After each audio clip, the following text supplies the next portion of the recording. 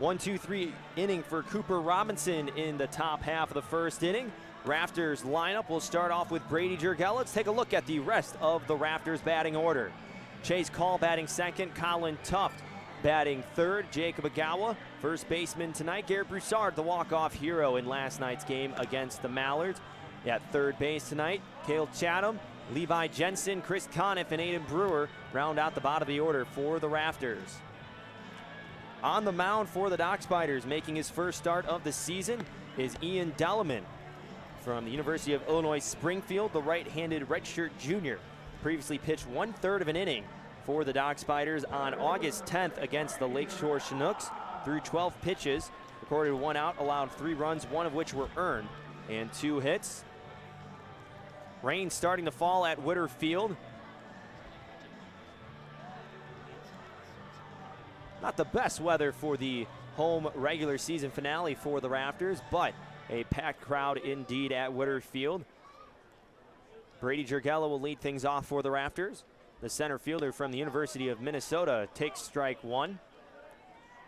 Jurgell on the season, batting .352 with a home run and 6 RBIs. In last night's game, went 0 for 4 with 4 strikeouts.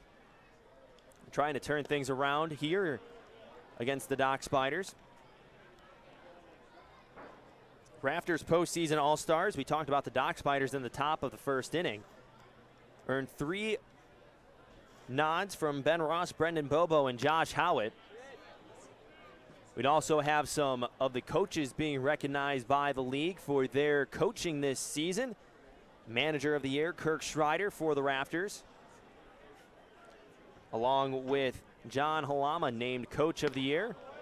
2-1 changeup swung through by Jurgell, evens the count at 2 apiece. John Halama, former major leaguer working with the Rafters this year, has got the team to a 3.6 ERA, the best in the Northwoods League. 2-2, swing and miss. Brady Jurgell strikes out for the 5th time in a row, dating back to last night, to lead off the bottom of the first. Take a look at the defensive alignment for the Dock Spiders. Going around the infield, Chad Herrera at third, Dalen Reyes at short, Sawyer Smith at second, Andrew Rivas at first, Tyler Hawkins in left, Andrew Soika in center, Kemp Alderman in right. Behind home plate tonight, Bennett Thompson. Chase Call in the box for the Rafters with 1 away in the home half of the first. Looks at a first pitch fastball for ball 1. Call on the season, batting .274.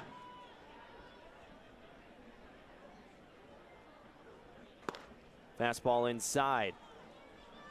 Along with his .274 batting average, Call with 27 RBIs and 6 home runs. Hit a home run last night to lead off the bottom of the 7th inning. He is now homered in back-to-back games for the Rafters. Fouls away a 2-0 fastball.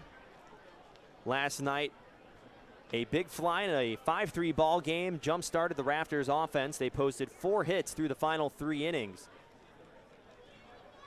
Chase Call scoring 2 times last night. Also walked twice, lays down a bunt. Popped up by the Rafters dugout. It'll land near Colin Tuft on deck. A good effort from Bennett Thompson.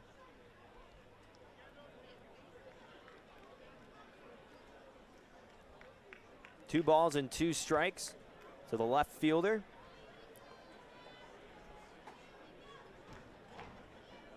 Ian Delleman previously pitched for the Johnson City Mapaches at the start of the 2022 summer season.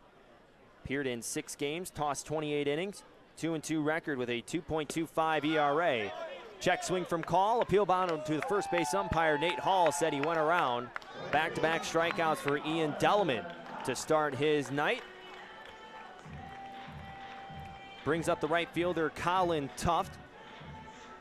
Named the Northwoods League Player of the Night last night after going 4 for 5 with 2 runs.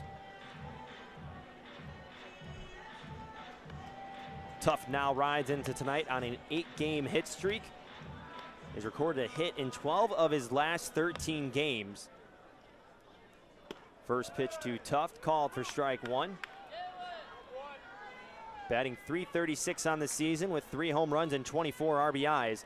His .495 on-base percentage is the most in the Northwoods League, or should I say the highest amongst all active players. The only player in the Northwoods League with a higher on-base percentage is Ben Ross, the recent 5th-round draft pick for the Minnesota Twins.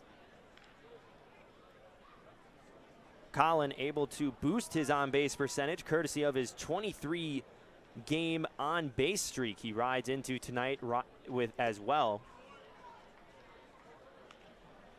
2-1 count to the freshman from the University of Virginia.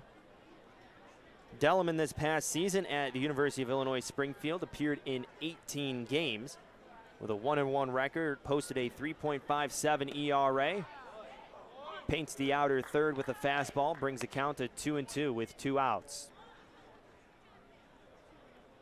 Through 17 2/3 innings with University of Illinois Springfield, tallied 29 strikeouts and 11 walks.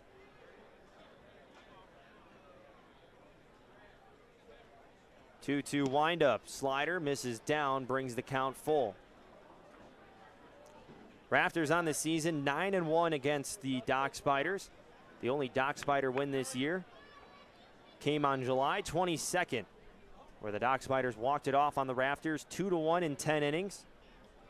0-5 this year at Whitterfield. Colin Tuft looks at strike 3 as Ian Delleman strikes out the side. In the bottom of the first inning, Sawyer Smith, Bennett Thompson, and Dalen Reyes do up for the Dock Spiders in the top of the second. When we return, you're watching the Northwoods League Baseball Network. I'm here with Josh Howitt after the Rafters beat the Wausau Woodchucks 2-1 to start the second half in the win column, pick up win number 30 on the year. Josh, you now went a season-high 4 innings. Talk about that mindset that you have having come out of the bullpen, and really after the first inning you give up your 1 run, but after that it seemed like you locked in, and then going 3 more innings setting a new season high. Yeah, I haven't gone 4 in a while. It was something new to me, and after going out there in the first and giving up a run, I just told myself I'm keeping it there, like I'm minimizing the damage, and I hadn't done my best stuff today, but I pitched what I had and I had a good defense behind me.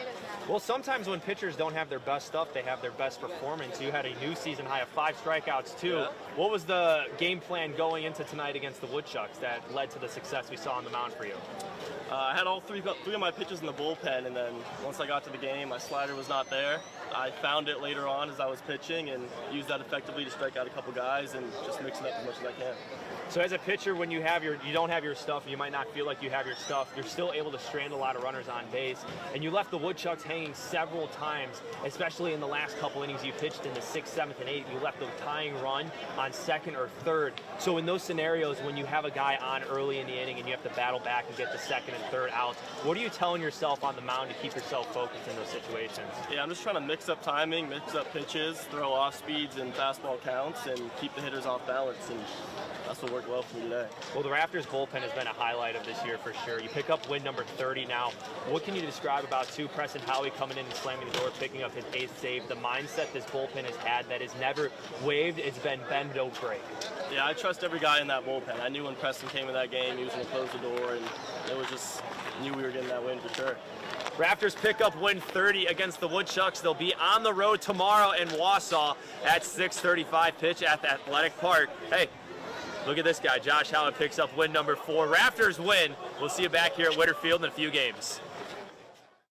The Wisconsin Rapids Rafters are in the midst of a historic Northwoods League season, with 5 of their players making the All-Star team.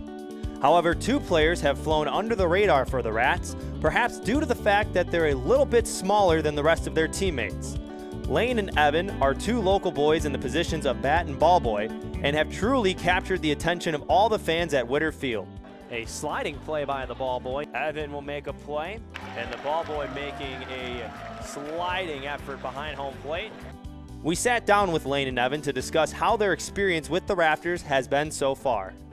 So Evan, you've never played baseball before, but now you're being the bat boy for a team in the Northwoods League. What's that entire experience like? It feels like such a big jump because I never played baseball and I barely even know what a bat is. Lane, so you're working with your partner Evan. What has been your relationship like with Evan throughout the year? We've had a strong role. I can't pronounce it, but we've really just been strong together ever since first day. We just got to know each other really, and then it just went from there. Ever since then, we were just working on like little drills and that, and talking about like if we would be at this game or what, and just kind of had like a little schedule.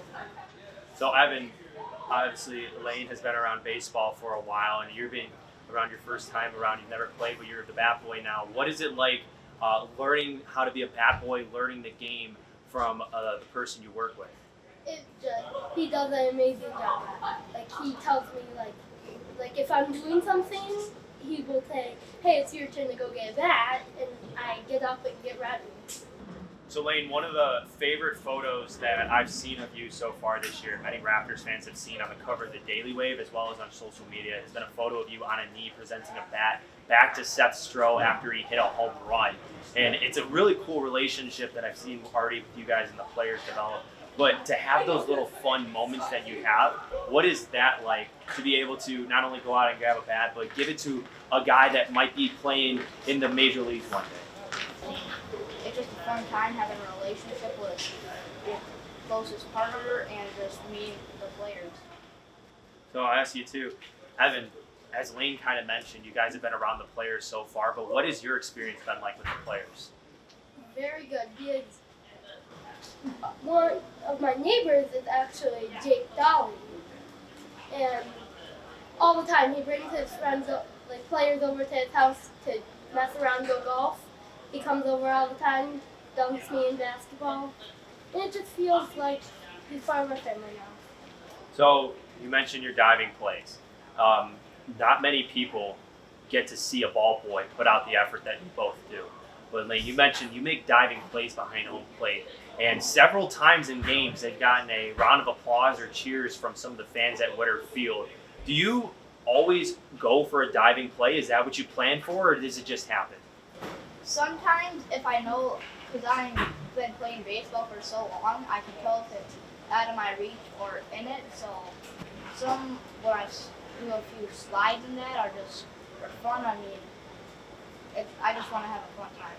All right, Evan, same question to you. What's it like after you make a play behind a home plate or you pick a ball up and you go back to the dugout? Like the coaches give me like good job, but the players normally pump me up. Yeah, they just pump you up. What do they say? They're like, "Good catch, let's go." So I'll ask you this, and Lane, we'll start with you. If there's one thing, Lane, that you could tell a ball boy that's going to be doing it, that you would tell someone else that's going to be doing your job, what's like one word or one phrase you would tell them? Go out there and just have a blast, and they're gonna get a little bit of crap. Yeah. Players, they're gonna mess around with you, but no way going around it. All right, Evan, I'll ask you the same question. If you had to tell someone one word or phrase of how to do the job that you're doing, what would you tell them? So, if they slide or dive, you're gonna miss one.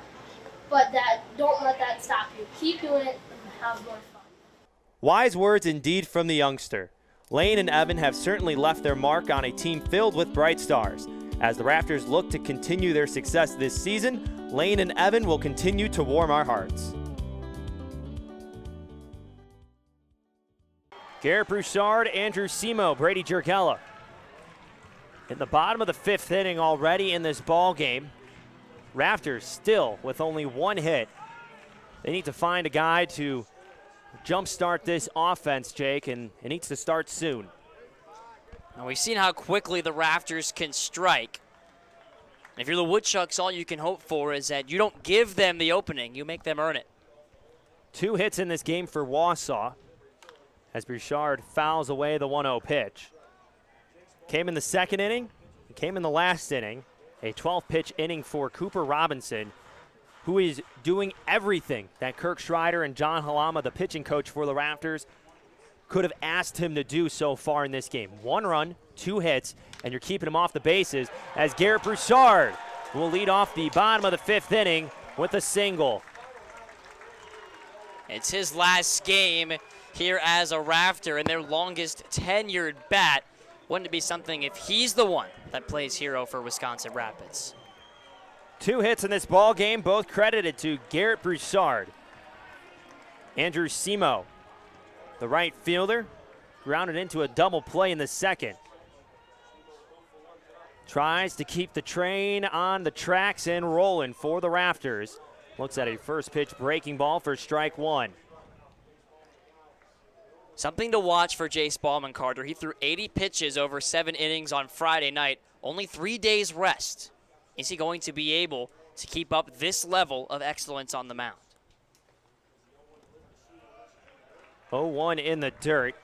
Ballman at 52 pitches now in the game.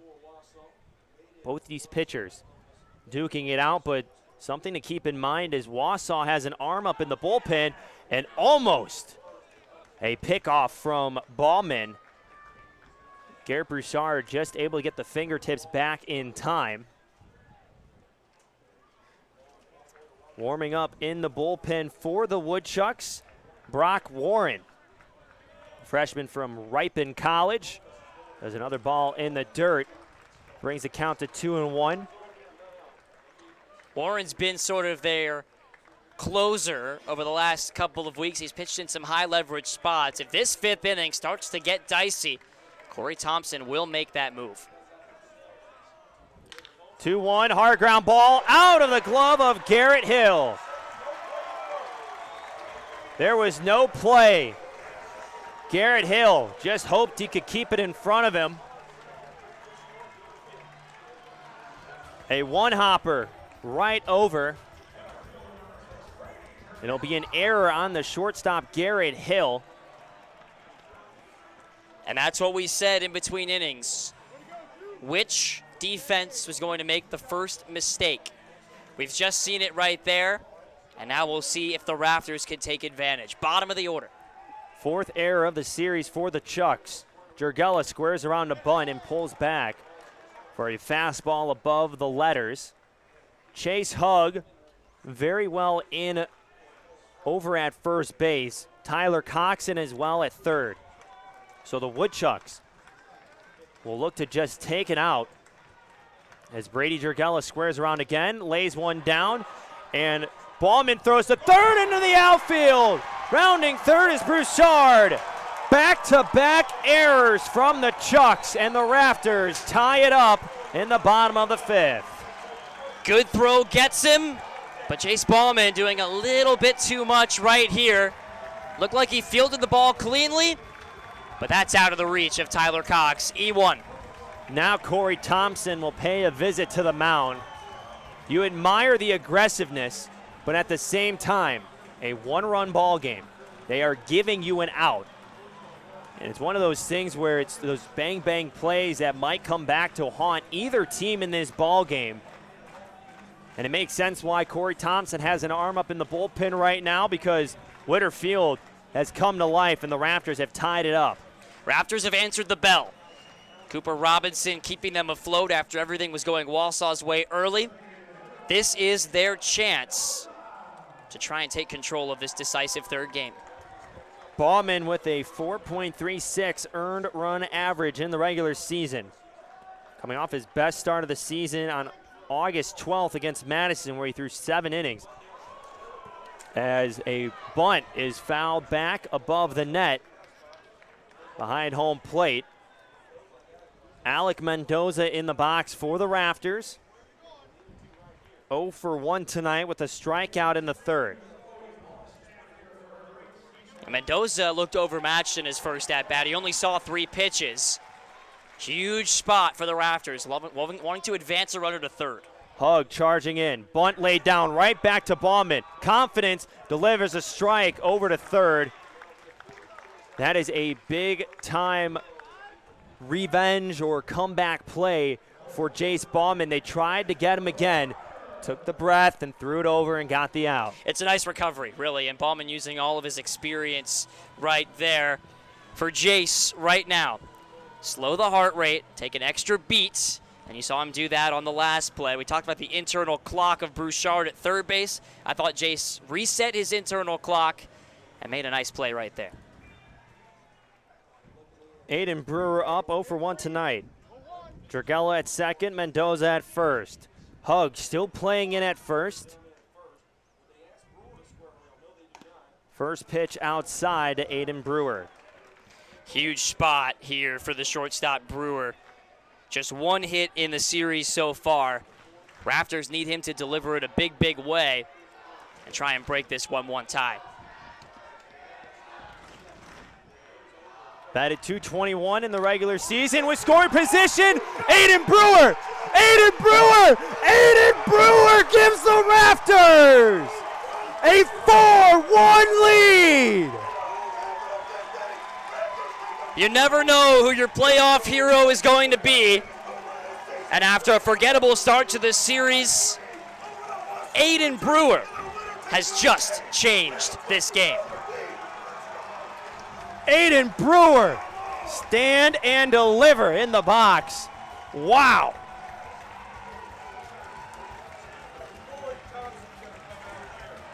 A big-time home run for Aiden Brewer.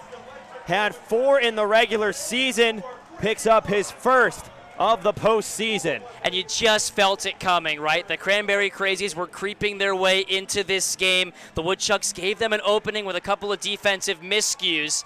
Jace Ballman deserved a better fate, but Aiden Brewer deserved every bit of the applause for that go-ahead home run.